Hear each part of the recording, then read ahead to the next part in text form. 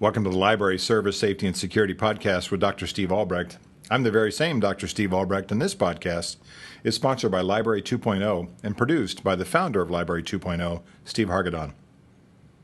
My topic for this half hour is the concept of civility in the library workplace, and not the civility between patrons and staff, but between staff members, between employees to employees, and to supervisors, and supervisors and leaders to the employees.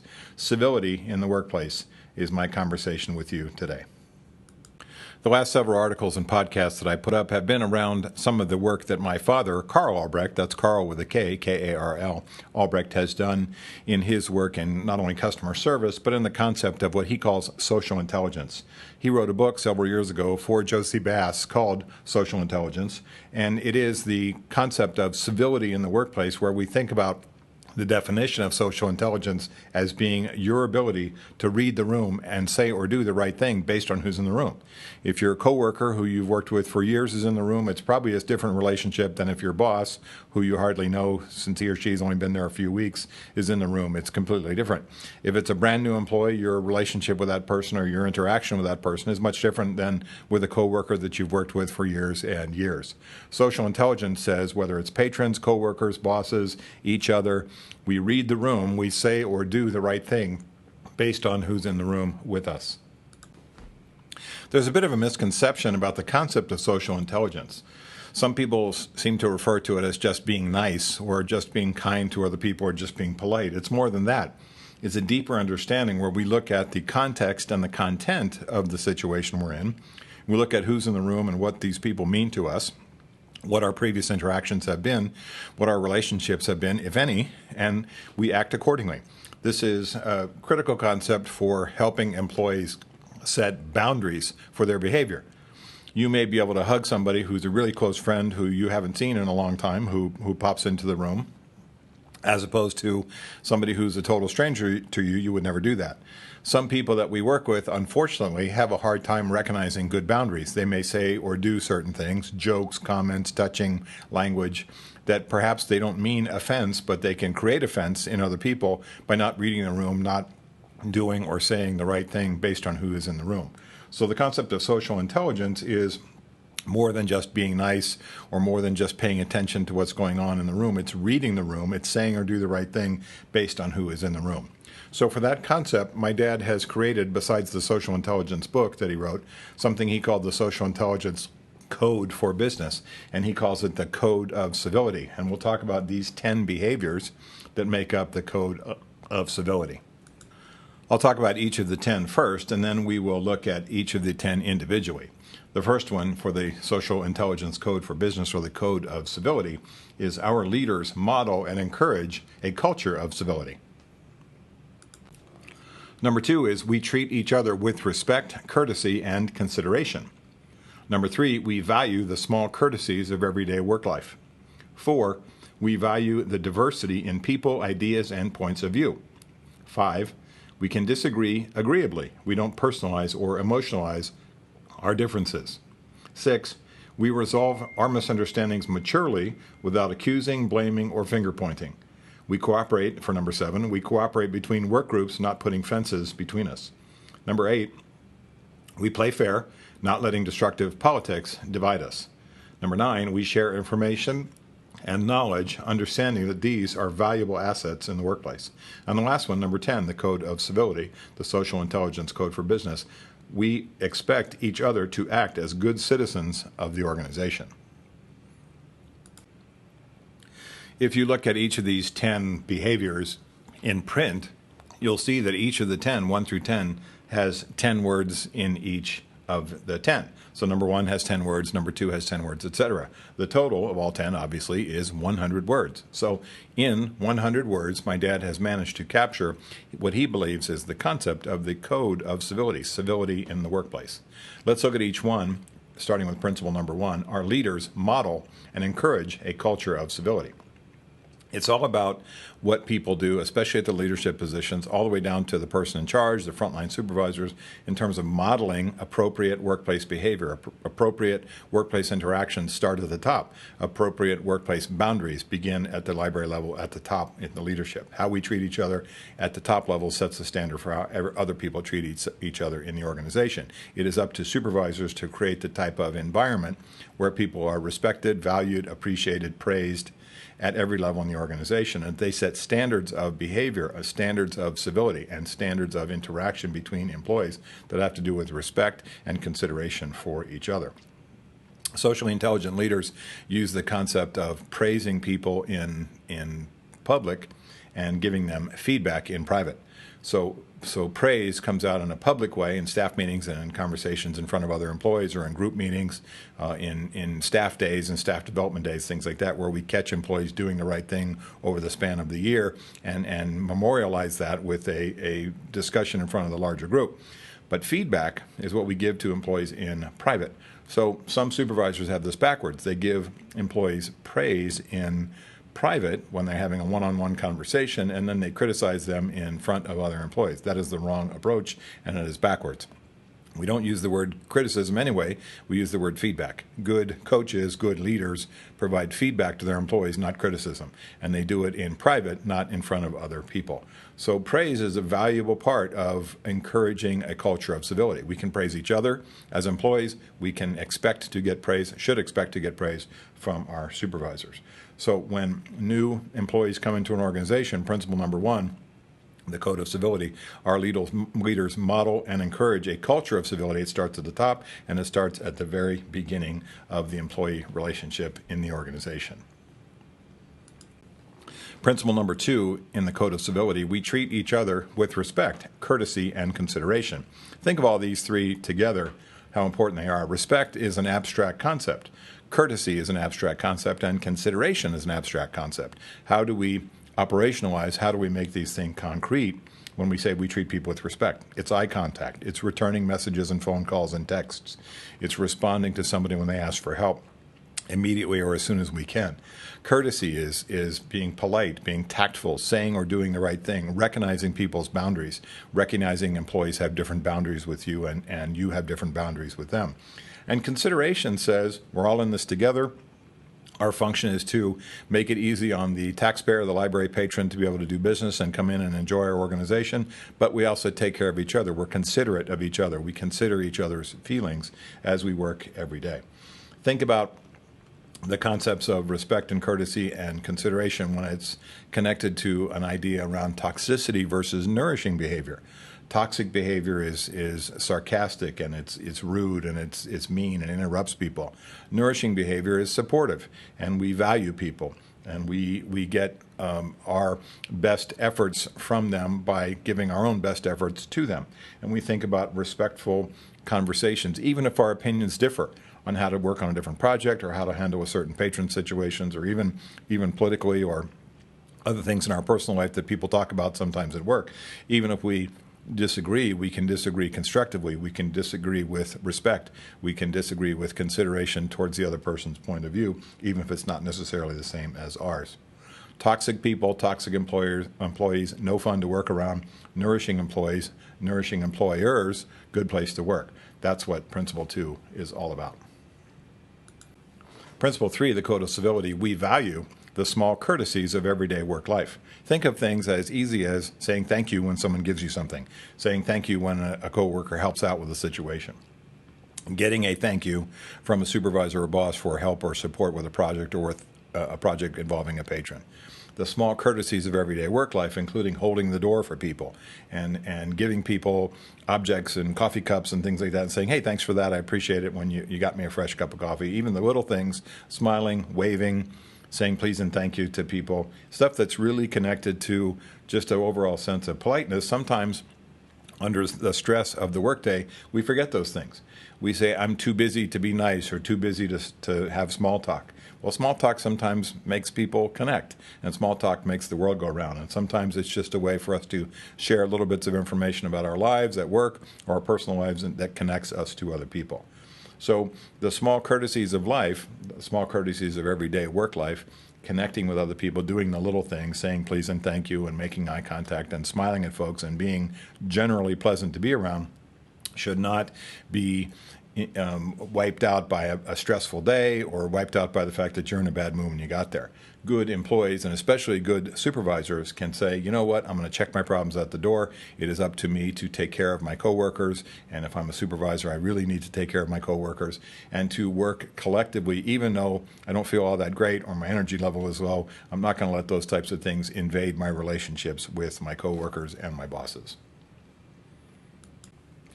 Principle number 4 in the Code of Civility, we value the diversity in people, ideas, and points of view. So starting at the most important part, we value the diverse employee group that we work with. Sexual orientation, race, gender, all kinds of things, age, that we look at are in the human resources world are called protected classes. And everybody that works in a library organization, any organization, is part of a protected class. Age kicks in as a protected class over 40. Sexual orientation, race, gender, country of origin, political beliefs, veteran status, pregnancy, psychological or physical disability, seen or otherwise, veteran status, all these things are what are called protected classes, and we value the contribution that people make when they come from a diverse world into our diverse workplace. We value the diversity of ideas, things that we hear from other people that may test what we think is what we usually do around here. There's a concept in meeting behavior which absolutely drives me crazy, which is called idea killing. And if you work around idea killers, these are people who shoot down your good idea before it even takes off from the little airport. So you say, what if we try this? Or how about we do that? And they'll say something, oh, that's a dumb idea, or we've tried that before, it didn't work, or you're new here, and that's not how we do things. I do not allow idea killing in meetings that I run. I say to the idea killers, you will have your time and space to object to what you don't like about a certain idea, but I'm not going to let you do it in the beginning. We will talk about it at the end of the discussion about the validity and value of the idea, because idea killers can really put a big damper on successful meetings. I don't allow idea killing in meetings, and if you're a leader, either should you. And we value the diversity of different points of view, which is whether it's politically or socially or the work culture itself. There are people that will disagree with you on how to do things and why to do things and where to do things and when to do things, and they will have their own political, social beliefs about how life is currently. You don't have to agree with them. You just have to listen to them and say they're entitled to their point of view just like I'm entitled to my point of view, and it doesn't ruin our relationship. It doesn't harm the friendship. It doesn't impact the work friendship or work relationship in a negative way where you can't get along with each other. We've all seen examples of people who give each other the silent treatment at work over dumb things. Disagreements about small work issues and things that they should put aside and say, you know, we're all in this together. Our function is to take care of each other and be able to take care of the patrons. And we can't do that if we're not talking, we're not speaking, we're giving each other the silent treatment, we're not participating as adults in a professional environment. Principle number 4, we value the diversity in people, ideas, and different points of view in our workspace. Point number 5, principle number 5, is kind of related to what I just talked about. We can disagree agreeably. We don't have to personalize or emotionalize our differences. We have seen people fight dirty in workplace arguments. We've seen people call each other names that are racially motivated or based on this person's appearance or looks or weight or hair or how they dress or any other type of issue where they can be mean to another person by picking on that person, especially on those issues that the person may not be able to control. We look at people who argue and are sarcastic and rude in discussions, either in meetings or in open discussions in the workplace. Those are folks we don't want to be around. And we can create a lot of emotionality, a lot of negative emotionality by allowing those people, especially supervisors, allowing those people to flourish, allowing those people to talk in a toxic way to other employees. We cannot allow that. We cannot allow people to personalize arguments or emotionalize arguments and pick on other people just because they disagree. That doesn't mean we have to be robots. It doesn't mean we have to have a sense of the workplace where we stare at our shoes and we don't engage, but there is a thing called the gas pedal and a thing called the brake pedal. And oftentimes in coaching conversations, I remind employees who are having troubles in how they communicate and engage with other people, including patrons and coworkers or bosses, that they probably need to step on the brake pedal more than the gas pedal. Less of their conversation is probably better than more of it. Step on the brakes and know when to rescue your relationships with other coworkers and to save your career. So we look at agreeing disagreeably, or vice versa, disagreeing agreeably. We look at the concept of how we can have different points of view and still be able to function together in the workplace. We look at our ability to simply say, I won't engage with this person if I know it's going to make me upset or this person's going to get upset.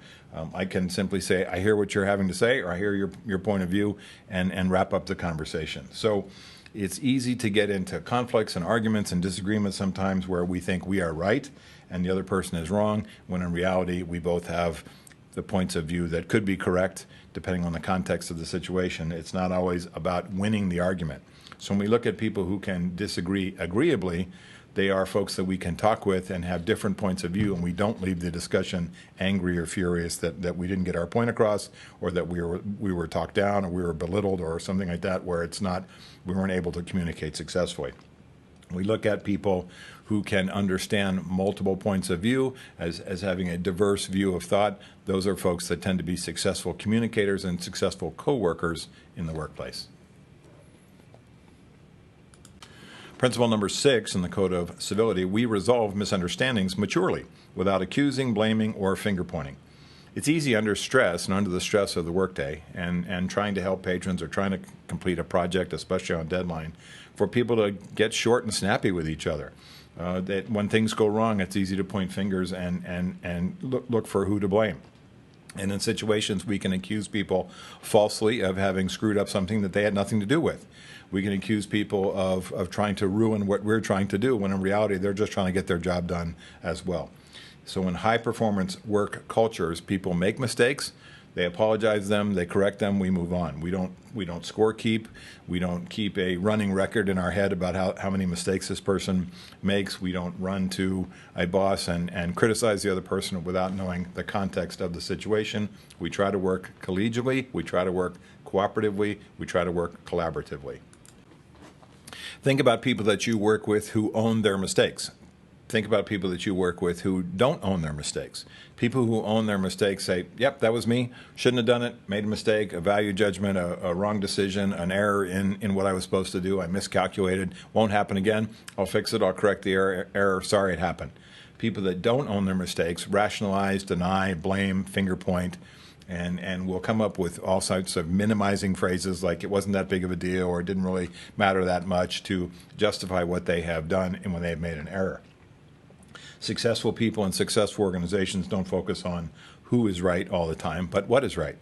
And sometimes if they make a mistake, they say, sorry, it won't happen again, and they fix the problem. And here's the other part, it doesn't happen again. They learn, they take responsibility, they take ownership, they keep their promises going forward that these things won't happen again, and they tend not to. Principle number 7, we cooperate between work groups, not putting fences between us. Think about how certain departments in any organization, whether it's a library or any part of city or county government, there are natural, quote, enemies where people don't get along. The finance department is sometimes known as an enemy because it's in the compliance business. There are forms and purchase orders and billing sheets and invoices and things to be fixed or corrected or modified before the bills can be paid. Human resources has that kind of compliance function to it. It is known for policies and procedures and discipline and termination and things like that sometimes can be perceived negatively. So it's easy sometimes to put up fences and engage what one longtime business person said, grenade wars, where we toss grenades back and forth between our respective departments or work groups or work teams. It is easy sometimes for entire departments in an organization not to speak to each other, and that's ridiculous. It's easy for teams of people, 2, 3, 4, 5, 10 people, not to speak to another team of 2, 3, 4, 5, or 10 people for a long time. Many times as a consultant, I come in and try to figure out how to get these groups of small or large groups to communicate and get them back on track in terms of their work performance and work communication. And what we discover in the conversation is they can't really remember what the argument was about in the first place. They can't really remember what the problem was in the first place. And so they have been angry at each other for weeks, months, or even years over things that are, A, not that big of a deal, and B, they can't remember what it was anyway. It is easy for us to break into subgroups and create sort of an us versus them modality and a mentality where we don't communicate, and In a worst case scenario, we actually kind of sabotage each other. We're late with products or services. We don't help people get what they need to get done in order to do their work, and they do the same for us so that we cannot do our work. They hold things back. They don't allow us to complete projects and things like that where there's a choke point, a bureaucracy that they have created intentionally so that we can't get our work done. Each of us works for ourselves. Each of us works for a boss. Even the library director has bosses like city managers or county board of supervisors or even the taxpayers and the patrons. And then we look at how we fit into the larger group. Sometimes I think it is useful, and I have done this in team conflict situations, to break out the organizational chart, make sure it's up to date, and then look at it and say, where do you see yourself fitting in on this organizational chart? Where does your department fit into other departments? And here's an interesting part.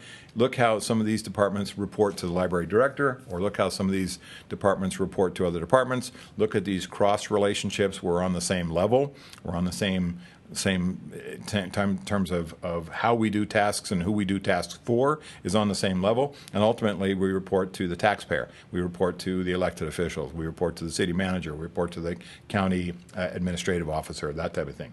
So when we look at work groups, it's not about enemies on the other side of the fence. It's about how we can do things collaboratively and collegially. Even though we may disagree with somebody on an individual basis, we say the bigger picture is that I can work successfully with my team and that person's team as well. Principle number 8, the Code of Civility, is similar to the previous one. We play fair, not letting destructive politics divide us. Politics not from the standpoint of who is in a national office, but the politics of office politics. That comes into things like gossip. That comes into things like favoritism between supervisors and employees. Certain people in certain departments get better assignments or better work shifts or better work hours or things like that, job duties, because of favoritism. We look at office politics created around harassment or bullying. We look at office politics that have allowed gossip to flourish so much that people don't trust each other, that there's a lack of communication because a certain number of people gossip about other folks. If you're a manager or supervisor, you can directly impact the amount of gossip by calling people out in a coaching situation, bringing them into the office and shutting the door and saying, look, when I hear you gossip about other departments or other employees, or I see the after effects of gossip where people aren't speaking to each other, I'm telling you now this has to stop. And we can give feedback to employees who do those things to say, we do not allow that type of environment because it creates toxicity. Gossip ruins friendships, ruins relationships, creates significant trust issues. People don't talk to each other because oftentimes what is gossiped about is not necessarily true. So when we look at playing fair, we allow people to succeed, promote in the organization if they want to, not based on favoritism or any other reason besides job skills and testing skills and interview skills, the usual reasons we promote people. And we also allow for different points of view, that office politics doesn't shut people down and say, well, I'm not going to listen to your perspective. And when we talk about office politics, it starts at the leadership level. It's a monitoring of the basic communications between employees to make sure that it's reasonable and appropriate and civil and empathic and patient and humane. And we don't let politics divide our teams, our employees, or our groups. The office politics, not the national politics.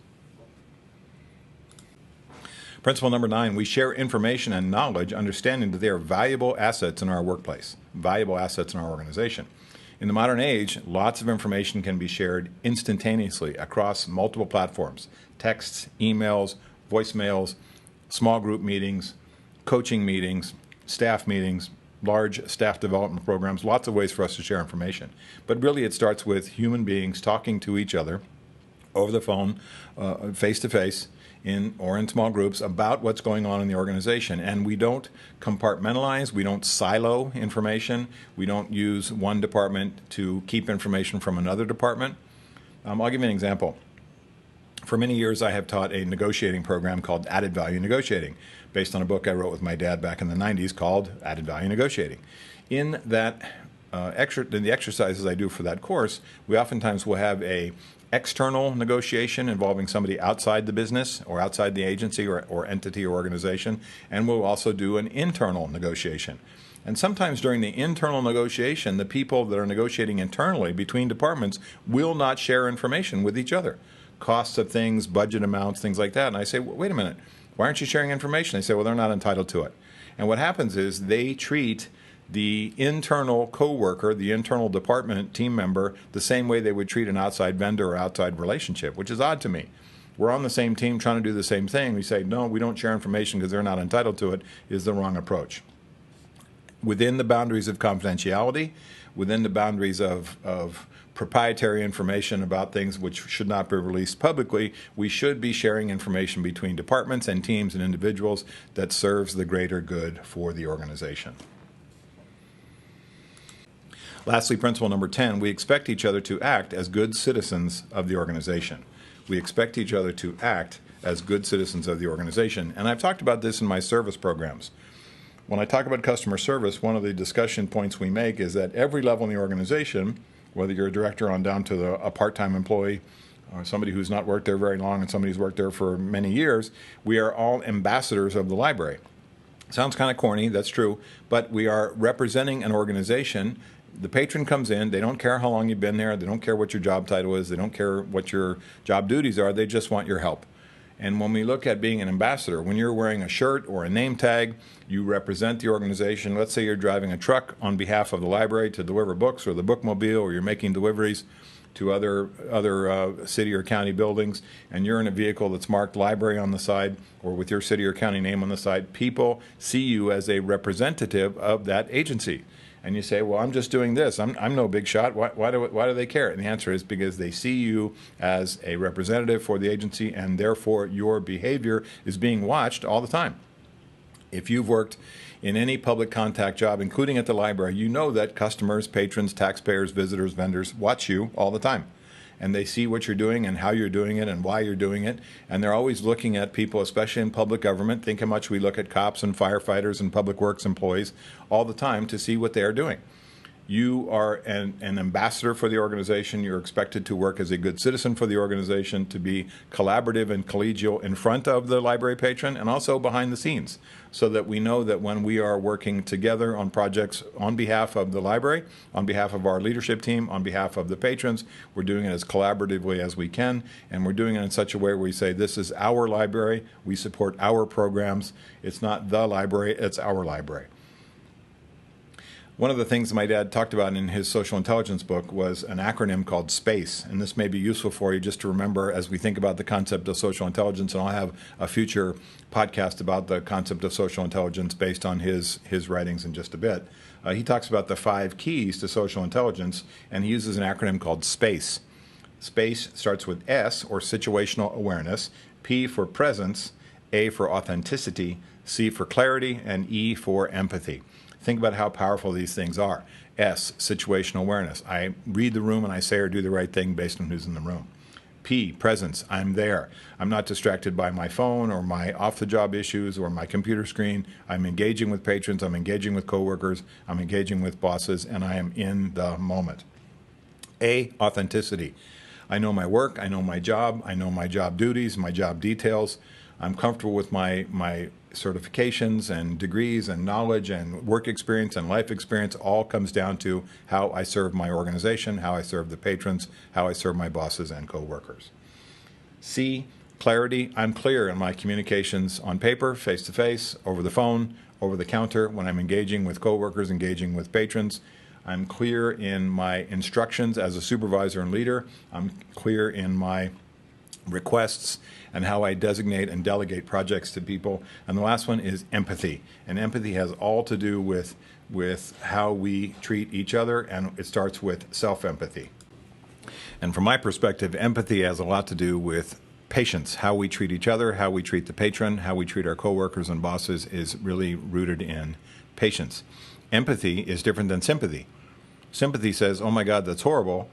I feel just as bad as you do about the situation emotionally, as opposed to empathy, which is I feel your pain. I hear the pain in your voice. I hear how difficult the situation is for you, and I'm empathic.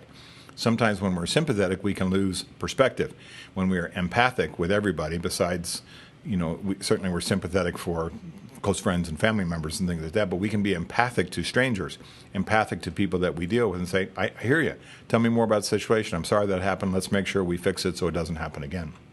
Empathy is a big part of social intelligence. So think about those 5 keys: situational awareness, presence, authenticity, clarity, and empathy. SPACE. So thanks for your time and attention when I talked about the code of civility, these 10 behaviors, 100 words for civility. So my thanks to the producer of the Library Service, Safety, and Security podcast, Steve Hargadon. For more information, visit the Library 2.0 website at library20.com. Until next time, I'm Dr. Steve Albrecht. Thanks for listening to the Library Service, Safety, and Security podcast.